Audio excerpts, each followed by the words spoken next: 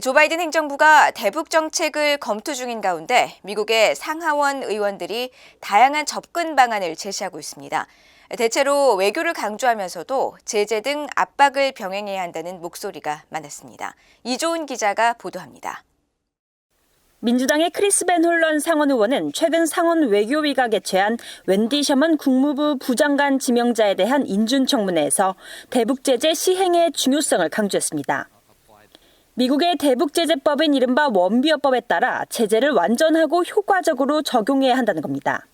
I teamed up with Senator Toomey to pass two pieces of legislation. One's the Brink Act to apply secondary sanctions against entities doing business with the North Korean regime, and the Hong Kong Accountability Act. I would like your commitment to work with us to both fully and effectively apply the sanctions under both those pieces of legislation.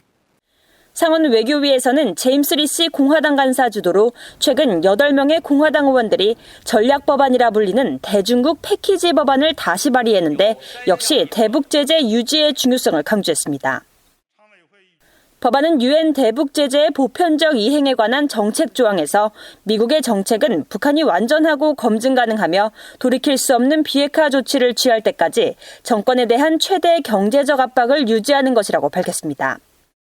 또 중국을 비롯해 모든 유엔 회원국들의 유엔 대북 제재 이행을 독려하고 유엔 안보리 결의에 따라 북한 노동자를 받아들이는 관행을 멈추며 북한 정권의 불법 해상 환적을 차단할 것 등을 압박해야 한다고 지적했습니다. 대북 압박 유지에 찬성하면서도 인도적 지원에 한해선 대북 제재 규정을 다소 수정해야 한다는 견해도 있습니다. 민주당의 에드워드 마키 상원 의원은 앤디 레빈 하원 의원과 함께 대북 인도 지원 개선 법안을 발의하며 발표한 성명에서 미국은 북한에 대한 외교적 노력을 계속해야 한다면서도 제재 정책 검토 과정에서 북한 주민들을 돕기 위한 이 법안에 담긴 조치들을 채택하길 바란다고 말했습니다. 공화당의 영김 하원 의원은 최근 외교위 청문회에서 토니 블링컨 국무장관에게 북한 문제를 다루는 데 있어 인권 문제를 우선시해야 한다며 국무부 북한 인권특사 임명을 촉구했습니다. This position is critical for coordinating with South Korea on our dealings with North Korea and recognize the promotion of human rights issues to bring it on the front burner. And it's very essential for our national interests and to strengthen American diplomacy globally and our leadership. 군사적으로는 북한에 대한 억지 전략을 펼쳐야 한다는 목소리도 있습니다. So I think it's deterrence and containment. If we want to talk along the ways, I don't see particular harm in talking, but I think we need to really understand that when North Korea is concerned, deterrence and containment are key.